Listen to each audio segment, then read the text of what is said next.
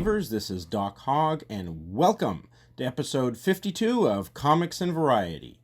If you like this channel, please do subscribe, hit the notification bell to be notified when I post new videos, and for the sake of YouTube's search algorithm, please do hit the like button. Alrighty, in a minute we are going to get to an interview that I did Friday evening with Jason Meadows. Jason is the proprietor of Knuckle Supper Studios, and he has an Indiegogo campaign right now for his comic book Tales from Neroesville. You get 3 hard copy comics for only $11. The campaign has less than 3 days to go, so you need to get on it fast. I will provide a link to it in the description below. But now let's get to the interview. Alrighty, I guess we are ready to get started. Oh, I got a little bit of show prep I got to do here.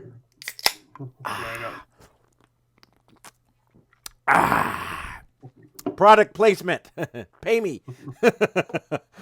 Alrighty, my name is Doc Hogg, and my guest today is actually a fellow contributor to this channel, Jason Meadows, who is the proprietor of Knuckle Supper Studios. He has written a couple of comic books that are currently on Indiegogo. And, Jason, before I let you talk a little bit about yourself, what day is today? Friday. It's Friday, gotta get down Friday. Everybody's looking forward Oh, to man. the weekend. Friday, getting down on Friday. Everybody's looking forward to the weekend. Partying, fun. Ain't no party like a Doc Hogg party. Okay, enough of that. Anyway, all right. Well, tell us a little bit about yourself. You know, kind of what got you into comics, and yeah, just start there. What got me into comics, I don't think mine was like the traditional route with superheroes and whatnot. I got into comics because I was a big fan of the G.I. Joe action figures and cartoons back in the day. Mm-hmm. And one day I saw a commercial for, I think it was G.I. Joe number 21. You know, they used to show the commercials during the cartoon, and I went to my mom and told her we needed to find a comic store, and she knew exactly where one was. Took me that weekend. I started going back every week expecting to find a new issue of G.I. Joe. Realized that they came out monthly, so I started picking other stuff up. And within a few months, the guy offered me a job there on the weekend. So at 14, I was working at the local comic store, spending every penny I made there. So yeah, that's what got me into comics. I've been collecting for, I guess it's 34, 35 years now. Oh my gosh, how many trailers do you have? I have about 175 short boxes. Wow. And I think 25 totes full of miscellaneous toys and statues. And I have a storage unit. I can even keep it in my house. Yeah. It's worth way more than my house.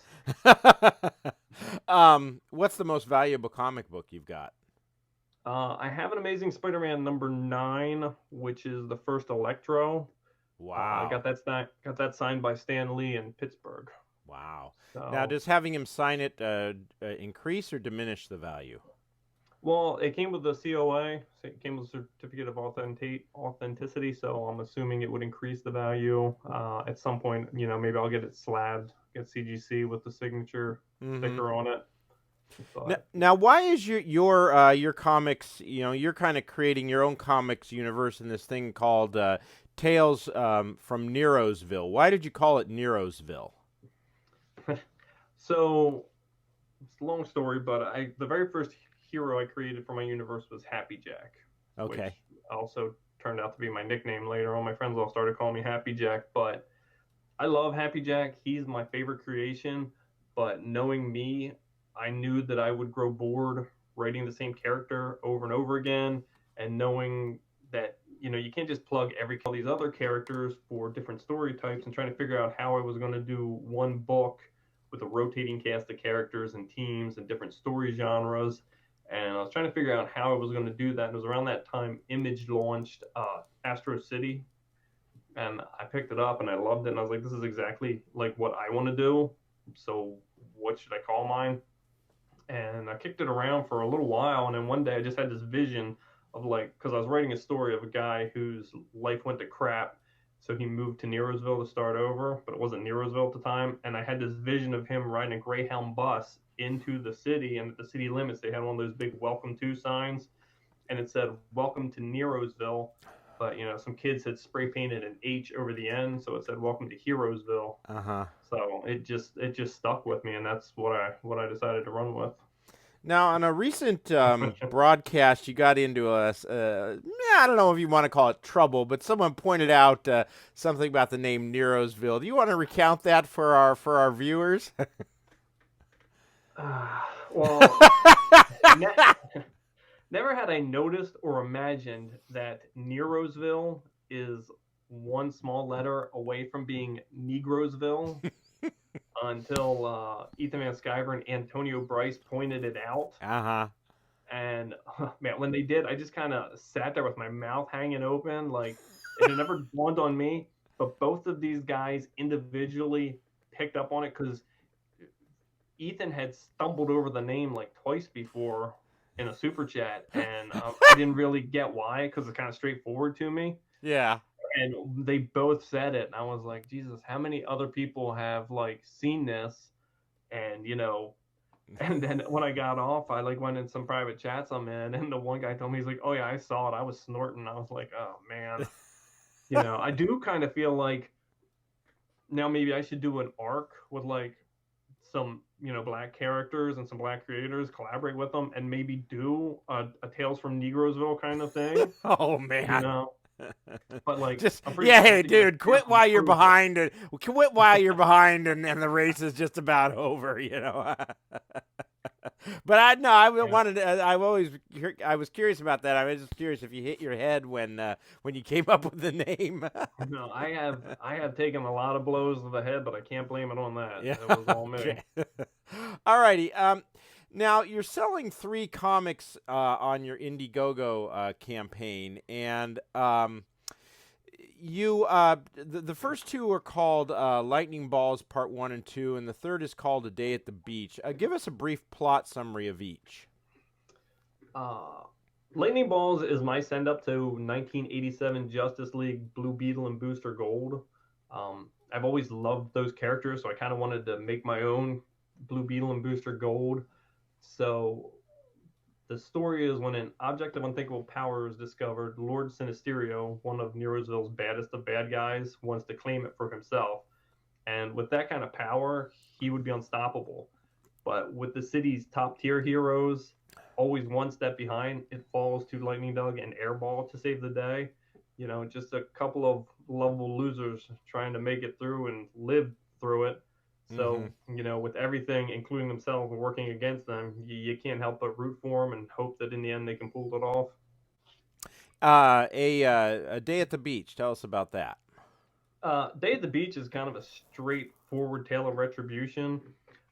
There's a part of Neroesville that's called the Alistair Point Pier, and it's kind of like a boardwalk like you'd see at one of your Ocean City, Maryland, or wherever you live out in like the boardwalks out in California with the rides and everything. And some street thugs have taken over that area, that territory, and made it their turf because the police are so busy in the city proper with like super powered crime that this is kind of fallen by the wayside. And they finally take it a little too far, and a new vigilante steps up to stop them. But yeah, he's doing it in the bloodiest, most violent way possible. So I like to tell people, like, think of this issue as one long chase scene from like an 80s action flick. It's got over the top violence and over the top dialogue. So yeah, I mean, it's pretty much a chase scene from the first page. Okay. You when it comes to like shipping your comic, you wanted to get it out there quickly. You mentioned this in your kind of, I guess, in your commercial for the comics. Tell us a little bit about that. Well, so I've been making comics for 20 years. I had a studio before. We did some comics and self-published them, but that was back before the days of crowdfunding. So everything just came right out of my pocket. And, with printing books and cons and hotels and the bars after cons and just everything, it didn't take long for me to realize that it just wasn't sustainable. So it slid by the wayside. Mm-hmm. So now when I started again, there was a local creator that had run some Kickstarter campaigns, and he was pretty successful. And then I started hearing about Indiegogo, and I follow a bunch of the, the CG guys. I watch Ethan's show and a bunch of other guys. And, I started thinking this was something that I might be able to do. But the main complaint that I was hearing from people is how long it took to get books and how people were putting out, the campaign ends in, July, the books are going to ship in September, Mm-hmm. and then it gets to be months after months and they're behind. And, people run into things, they run into hiccups, things they didn't foresee or couldn't foresee. Books fall behind. It's understandable. Mm-hmm. But, a lot of these campaigns, with the way they're doing it, the campaign funds are funding the creation of the books, paying for artists and colorists and letters and everything else. So I wanted to take a different approach. So I Mm-hmm. made sure that my books were completely done. I mean, when I went into my computer, when I was thinking about this, I went into my computer and started pulling the files up. I realized that I had 5 books completely done. I had over 140 pages of artwork, completely done. Like, I do the lettering myself. I do a lot of inking and coloring as well. So everything was done. So I realized that if I were to launch a campaign, when the campaign's over, I don't have to wait for anything to be done. I've got to wait for the books to be printed, and there's going to be thank you pages. There's going to be a couple like kind of ad type pages, Mm-hmm. but I got to plug that stuff in, and then it goes to the printer. The only downside is the printer that I'm using. I'm using Alterna's printing partnership because we're doing the books on newsprint to give it that 80s feel. Yeah. And it tells you right up front from the day you send your files in, there's a 2-month lead time till you get them. So, that's out of my hands, but that's 2 months to get the books printed and they're ready to go.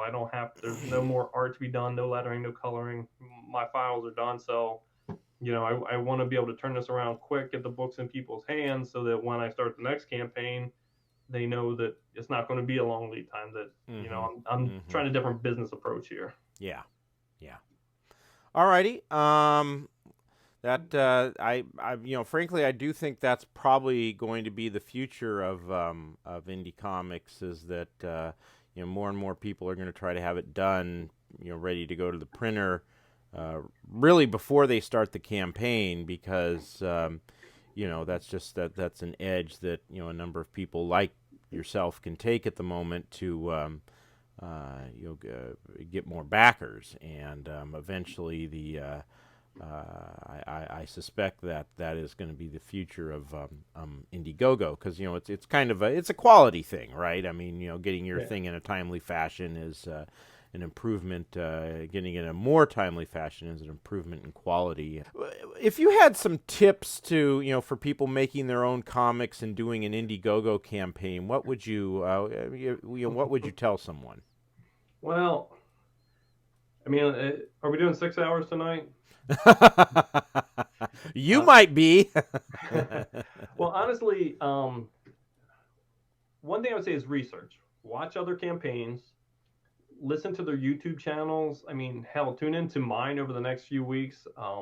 You and I are working together, sharing channels, and I'm going to go over a ton of stuff. Like, I've got a multi-part that I'm doing called My Road to Indiegogo and Beyond. Mm-hmm. Talks about how I got into comics, when I decided to launch, and I'm going to go over all the things I learned throughout this campaign. So, tune into shows like that. And, if I were to give just one thing of advice tonight, it's just watch others and don't be afraid to ask questions. Before I launched my campaign, I didn't know anybody that was running an Indiegogo campaign. I didn't know anybody that was in the midst of it. I watched some shows. I heard them, talking about their books a lot, talking about the progress, talking about this, that, and the other thing. But I didn't really know what all was behind it. I mean, I have, there's something I call campaign math, and I sat down and figured it all out. And I mean, on paper, it made perfect sense. Mm-hmm. But after I launched, I was like, well, that's great, but what if I sell one more book than the printing thing, because you've got to print a certain quantity. So if I sell one set of books beyond that, Now I've got to order twice as many books. Mm-hmm. So there's a lot. So watch the guys that are running campaigns, watch their shows, and don't be afraid to ask them questions. Since I've started this campaign, I have met a ton of other creators, and I would say 99% of them or more are cool. There's very few guys out there that don't want to help, because in meeting these guys and talking to them, we're not looking at each other as competition. There is plenty of money out there. There's plenty of fans and backers out there. So we're not looking at each other's competition. We're not withholding stuff from each other. We're all in this together, trying to build something with legs, because we want to be in this for the long haul. So as we're learning stuff, we're sharing it with other people. We're sharing it with our guys, because there's guys in some of our groups that are, they're just coming in and they're telling us, hey, I'm getting ready to launch. I'm going to launch in, 60, 30, 20, 10 days, whatever. And they'll throw something out there and be like, hey, that sounds great, but keep in mind this, because we've already walked through that mud. We've already made that mistake. So, don't be afraid to ask questions. Don't be afraid to reach out to people.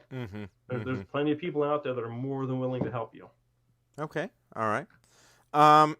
Anything else about your campaign or your comics that you'd like to mention before I move on to some slightly different questions? There's a week left in my campaign. I'm currently, I think, $64 away from hitting the $1,000 mark, at which point we hit the last stretch goal. I had a 10-page short story to one of the issues. So you get 3 issues of the comic at $1,000. It's going to be 81 pages of content. And it's, 3 issues for $6 with $5 shipping. So for $11, you can get all 3 issues delivered to your door. I appreciate everybody checking it out and, helping us out here. We have a $2,500 flexible goal.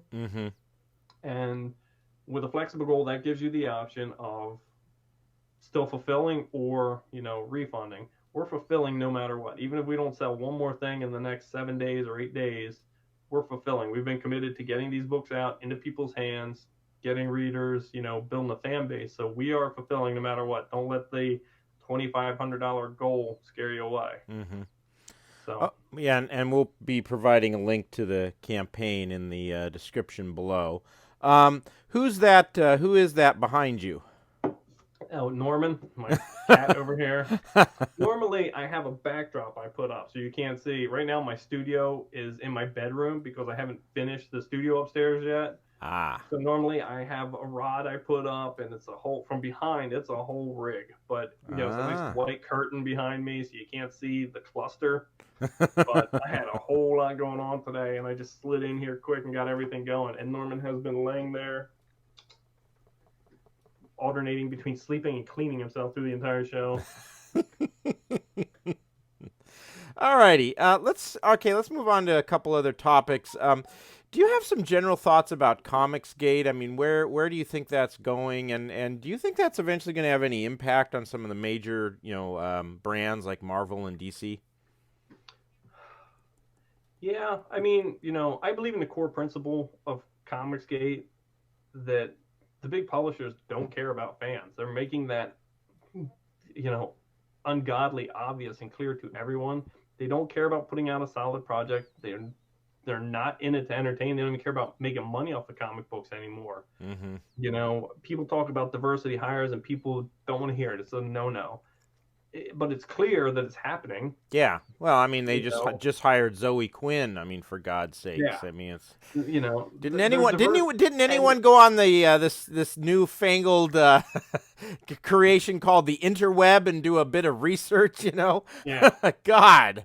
Yeah, and I mean, creators like that, they write crappy books that aren't selling. They're aggressively driving away potential customers, and they're ruining beloved characters because of their agenda-driven stories, which don't sell. The stories aren't selling. The books are getting canceled, and yet Marvel just keeps patting themselves on the back and throwing another book at them. So they seem to want the comic industry dead. It seems like they don't care about comics. The floppies aren't making them money anymore. So rather than try and fix that, they're gonna let that go. I don't know if they're relying on the cinema, the movies, TV shows, but without the comics, the movies and stuff aren't going to be there. Yeah. They can't sustain that. Well, I mean, if Superman you look at, movies were if you look huge at, back in the late 70s. The Batman movies were huge back in the early 90s. It yeah, doesn't last. yeah, So, with Comicsgate, I think that Comicsgate grew out of a love and necessity. It grew out of a desire to save the industry and make good comics again, and to give fans what they actually want and deserve. And that's exactly what we're doing, myself included. Like, I don't think that Neroesville is the greatest comic ever made. I'm not trying to write Watchmen or Dark Knight or anything like that. I just want to make good books. I want to make people, smile and laugh and enjoy themselves for a little bit. And that's it. You read the books. There's no politics in it. I'm not shoving anything down anyone's throat except for, some humor and some good stories. Why? I mean, what do you think possessed Marvel to hire Zoe Quinn? I mean, with all, not just the fact that, her book Goddess Mode was one of the reasons Vertigo tanked. Not the only reason, obviously, but I mean, with that and the fact that she has this, to say the least, sketchy history. I mean, I don't understand it other than. I mean, you could argue it's kind of a diversity hire, although to what extent, and I'll just say it, hiring white women is a diversity hire anymore, I don't really know. I mean, women are 56% of college students these days or something like that. I mean, but I suppose the other thinking is that supposedly she has this base of supporters and fans behind her. Although how many she has after a Chuck Tingle adventure, she's never produced that video game she has anymore. But I guess, and again, you would think you'd do some research on that. Oh, she has a fan base. Oh, she stiffed that fan base. Maybe we shouldn't hire. But I guess the thinking is it was kind of like maybe Gabby Rivera with America. You figure she's got this fan base because she's published this piece of young adult fiction. And that the fan base will come over and read the comic book. I mean, that's the only way I can really explain it. I mean, other than, they kind of get to check a diversity box, but assuming that there are at least a few accountants still employed there who say, hey, we need to at least try to make some money with this. They're going for diversity hires and ones that, maybe have a fan base. But again, it just, when you do a little research on the fan base thing, I mean, it doesn't make a lot of sense. Yeah. No, I have no idea what they're thinking. Like, she's toxic. She's not going to bring anything good to the table. Honestly, part of me just feels like it's a case of Marvel thumbing their nose not only at, CG, but at the suffering fans as well. Like they feel like, oh yeah, this girl is, horrendous and she turns people off and, her projects aren't good. So, we're going to hire her and you're going to like it. Yeah.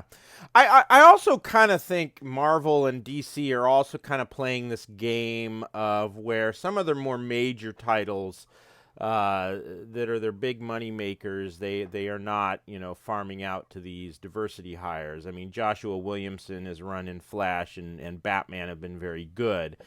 Flash and Batman obviously are big titles. Absolute Carnage, I can't remember off the top of my head who's writing it, but that's good, and it's obviously not a diversity hire. But it seems like some of the more minor stuff, like, Ms. Marvel or Marvel Rising or some of that, the relaunch of the Vertigo line, the stuff that they're not sure is going to make money. That's the stuff they're willing to maybe gamble with, not the stuff that's they're big money makers. That seems to be the game that they're. I don't know. It seems to me though that is the game that they're playing. But maybe I'm wrong. Yeah, but even with those, lower tier books or whatever you want to call them, I mean, if you look at the sales numbers and you look at how many titles are coming out now, why even do that? Yeah. Why not go with what's working? Why not get your sales, get your margins up? I've been in sales and management my entire life. Get your margins up. That's what everybody wants. Yeah. And, then that can afford you to get more titles out. If you're doing something right with this family of books, it can allow you then to expand the line and Mm-hmm. get more, get more books out, get more readership, get more income. But, they want to keep throwing this kind of stuff out there, and it's not going to last. It's not going to prosper. So I don't know. I don't know who's calling the shots over there, but somebody that needs to have a talk with them and explain to them, how free market works, or they need to replace them. Free markets, racist, sexist, homophobic, et cetera, et cetera. So I don't, I don't think that sitting down and having that talk would ultimately work. Um, and I guess, my last question is, Ethan Van Sciver likes to say that the traditional comic books industry is dying. I mean, you kind of somewhat answered that question already, but I mean, do you think that's actually the case? Yeah, I mean the traditional comic book industry is on life support, Mm. and I think Comicsgate in a way are the paramedics coming to rescue comics, Mm. but not the traditional comic industry, but at least the legacy of comics. The Mm-hmm. system is Mm-hmm. old and dated and corrupt. We really don't need Diamond screwing up the works anymore, and you know we don't need publishers like Marvel and DC trying to shove those type of books down our throat. I mean, look at Peter Simeti with Alterna, who he has a subscription service going Mm-hmm. where he can send the books directly to fans. He's working on his own distribution thing. He's trying to set something up where if you've got fans in this market and the comic store in that market carries Alterna books, can he send the books there and have them put it in your pool box? So I think the the model of the comics industry that we've always looked at, what it's always been, Mm-hmm. it is going, the way of the white whale. But comics itself, I think, can be saved, and I think that's what everybody in CG is trying to do. So hopefully, comics can survive, but it won't be the same beast it was before. Okay. Alrighty. Anything else you want to add before we move on here? I don't think so. I think we're good. Alrighty. That music means that it's time for Hogg's headlines. All the news that Doc Hogg wants to report on. Dateline: Black Pantheress. According to the website We Got This Covered, Marvel is planning to make Shuri the MCU's new Black Panther. Shuri, the genius sister of, Chadwick Boseman's. Shit. Well, how come I can't remember? I can't remember what the hell's his actual king. What the hell's his? T'Challa? Yeah, Jesus. I guess that. I was wondering why you were just avoiding it. Well, I can't. I couldn't remember it. I mean, I guess that shows you how impressed I was with that movie. I haven't seen it, so. Well, it wasn't bad, but I not really in the top. I think the top tier of the MCU. But I guess in fairness to that movie, that by that point Marvel had really kind of gotten formulaic. I mean, the Black Panther came out after Doctor Strange, and by this point, everything was kind of based on, they decided, let's not vary it too much. Let's keep it in the tradition of the first Iron Man movie, which, worked so well, but it wasn't bad. That said, I'm not really sure I care at this point if they decide. Well, I care in one sense. I mean, I think Chadwick Boseman's a really good actor. I mean, 42 is one of my favorite movies, and I also really liked him in the James Brown biopic that he did. So if he kind of gets shoved to the side, I care about that. But I mean, the Black Panther movie just, it's not something that really, I really care in this case. I mean, if this is, virtue signaling on the part of the MCU and wokeness and stuff, in this case, it's like, let them have it. Yeah. Yeah. even in the comics, Black Panther never really impressed me. It wasn't a character that I was drawn to for any reason. Maybe and maybe it's just that there is no link there. There is no connect between him and I, and he's just not the kind of character. I enjoyed him on some of the team books he was on and stuff, but I really just didn't have any interest in seeing the movie. I'll probably sit down and watch it at some point when I'm bored. Yeah. Just for the sake of watching it. But yeah, and to have to replace him with his sister, which apparently it said they had potentially lined up for Endgame or whatever. Again, it's why? What's the point? Yeah, really. And that's what I was discussing with someone else about a comic that the comics we're creating. They're like, well, do you have this sort of character in your book? I think it was an LGBTQ whatever character.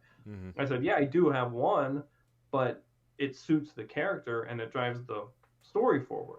It wasn't thrown in like, give me a reason. If she's going to be the new Black Panther, give me a reason why she has to be the new Black Panther. Dateline, how do you like your eggs? Florida burglar breaks into home to make breakfast, tells resident, go back to sleep. According to the arrest report, alcohol may have been involved. Yeah. You think? You think? And of course, where does it take place? Florida. Yeah, there's plenty of reasons for me to never go to Florida, and they just keep driving them home every week. But yeah, this is not a house you want to break into to make your breakfast. You will be met with an armed response in this house. Yeah, same here. All right, I'll read a bit from the story here. And the name of the town is Safety Harbor. Yeah. Authorities say a burglar broke into a Florida home, cooked himself an early morning meal, and told the resident there to, quote-unquote, go back to sleep. The home's occupant told investigators he awoke to discover the man cooking and eating sometime after 4 a.m. Tuesday. Fox 13 in Tampa reported the burglar ran from the house when the resident called 911. Deputies from the Pinellas County Sheriff's Office tracked down the suspect in a wooded and swampy area behind the home. Not very many details on this story. That's too bad. No.